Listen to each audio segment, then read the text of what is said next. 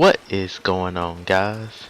It's United by Co-op here, or UBC for short, and I really wanted to do another EOD vlog, and but yet my room is a mess, and I really need a haircut, so I was like, I'm not gonna show my face, so I said I want to get it out there, but how do I exactly go about doing that? And I was like, oh, how about instead of showing my face in my usually organized room, I show some gameplay.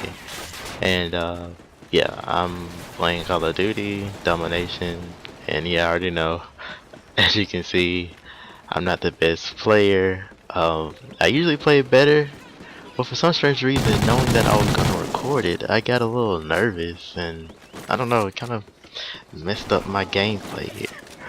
But yeah, anyway, what I want to really just talk about is anxiety. And the reason why I want to talk about this is because it's something that I've dealt with for a long time, and to be honest, we're like buddies. We were buddies. I mean, he was anxiety, well, I'm saying it was my best friend for a year and a half, and honestly, I didn't even know what it was. I was just trying to understand, like, why do I feel this way? Like, what's going on with me? And then I seeked help, and they was like, I think you have anxiety.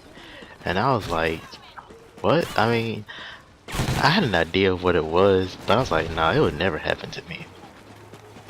And it really did honestly hinder me. It made things impossible to do. Like, the easiest thing that you would think, such as getting up to get something to eat. Like, you already have food prepared, but just getting up to go and eat it. Anxiety made it feel like I had to first run 10 miles to get to this table to sit down to eat, you know? And then once I got to those 10 miles, I had to write a 10-page paper before I could eat. It made it seem like that when all I had to do was get out of bed and walk 10 steps because my room was right by the kitchen to get something to eat. I mean, it put shackles on me. It, like imaginary shackles. All I did was just lay in bed and feel sorry about myself and just have the door locked and close myself on the outside world and hide and just watch stuff on Netflix, just random stuff, when I could have been doing something productive. I could have been, you know, getting my body the way I wanted to. I could have been making up work that I put behind me. And one thing I realized is that even though I've gotten a lot better with it, it's still here. And I guess the difference of me now and me in the past is that I know what it is. And for people as well, when you feel anxiety, acknowledge it. Don't be afraid to, you know, say that this is what I'm experiencing right now.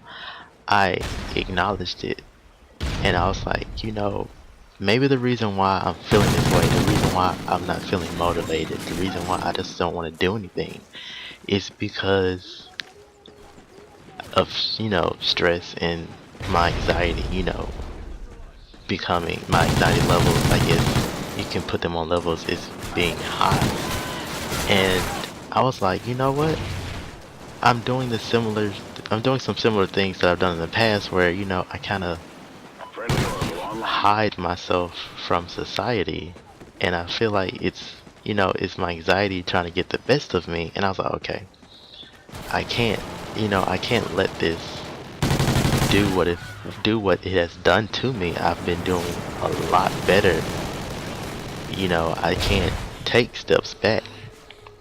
So, um, one thing I did is, well, what the anxiety did to me is it made me like skip class. I didn't want to go to class. I just wanted to stay home, stay in a comfort zone, not have to deal with more stress, not have to deal with, you know, lectures and other students and a teacher. I just wanted to just stay in this comfort bubble, and I was like, oh my gosh, that's my anxiety getting to me. I need to get out of that.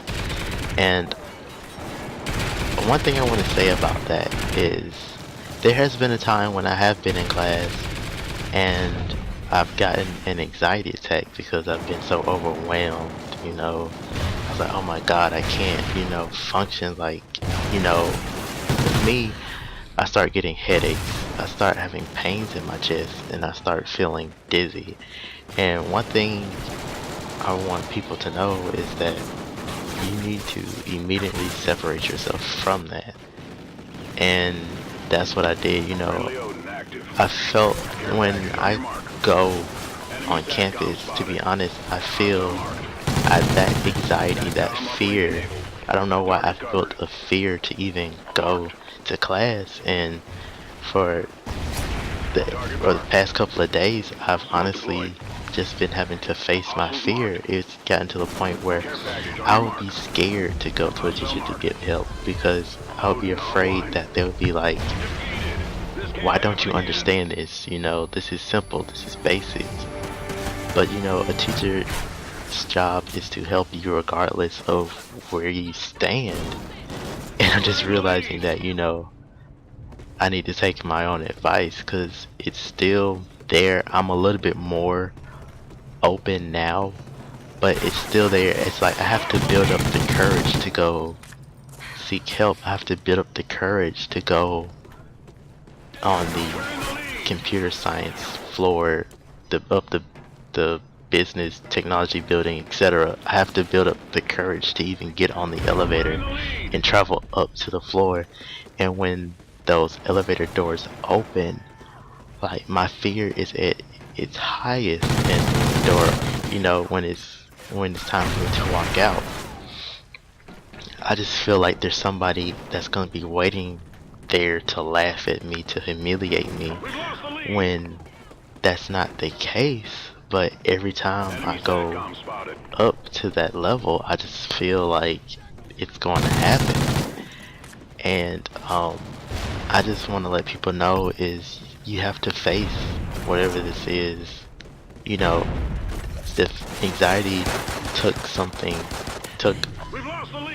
positive of trying to get an education and turned it into a fear. And that's what I want people to know, is that you don't let your anxiety turn positive things that you've been doing into fear. Fight it. You know, you have to convince yourself that, hey, this is not the case. Even though you think this might happen, you know, it's not. You have to you know, give yourself some type of support and don't let this destroy you. You know, it's gonna come. It's gonna come back. It's gonna rear its ugly head, unfortunately. But once it comes, you gotta give it the boot. You got to, hey, you know, you here now, but you ain't staying for long. Like, don't even take off your shoes. Don't even, you know, relax. Cause don't even get comfortable. Cause you're not gonna be here. You're not gonna be here for maybe 5 minutes, an hour at the longest. Because, you know, I'm getting up. I can't go back to the way it was, and I refuse to.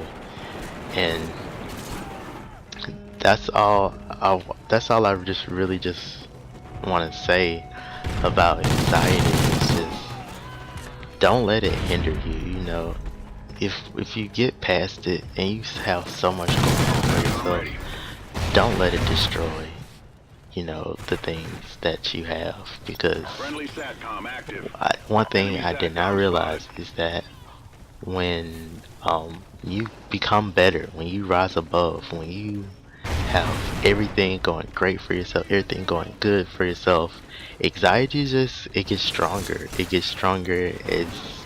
It's more positive as you get. It's more, it's more prosperous as you get in life. It gets stronger, and for some strange reason, it hates happiness, and it's gonna try everything in its power to just tear you down. And for example, yesterday my car just decided it just wanted to take a break, and I got in my car and I went to start it, and nothing happened. And the old me would have gotten upset, would have gotten mad, would have probably even just left the car there, wouldn't even done anything about it. But the new me, it was kind of funny because I just sat there and I just started laughing. And the reason why is because I knew that it was a test. It was anxiety trying to rear its ugly head at me, and I was like, oh, I'm not as stupid as you thought I was. And I kept a positive attitude, and I just sat there and said, I need to stay positive so I can find out what's the issue, what's going on, why isn't my car started. And then I realized that, hey, it was the battery, and it turned out that the battery, with this being a new car, I wasn't sure how the components were around the battery, if you had to screw something here and screw something there. Like my old car, it was crazy because to change the battery it took like 30 minutes because you had to remove a complete compartment to get to the battery, which I thought was ridiculous. But anyway, when I changed the battery, it was so simple, it was so easy. And then as soon as I was done changing that battery and I turned that key, that engine, it came alive. And when it came alive that time, it just felt different. It just felt that the sound of my car just felt happy. It made me happy. It made me feel accomplished. And I was like, yes, this is why, I can't go back, because if I go back, I can't do something like this. It's going to hinder me from doing something like this. It's going to make something like this seem impossible to do, when, if you keep a positive outlook on it, it's become so simple, so easy to do. I honestly even enjoyed changing the battery on my car, even though it was freezing outside. I was just so determined to get it done that I just said, hey, I gotta do it. And I know I'm about to run out of time on this gameplay, so I'm about to end it right here. Alright, I'll talk to y'all later.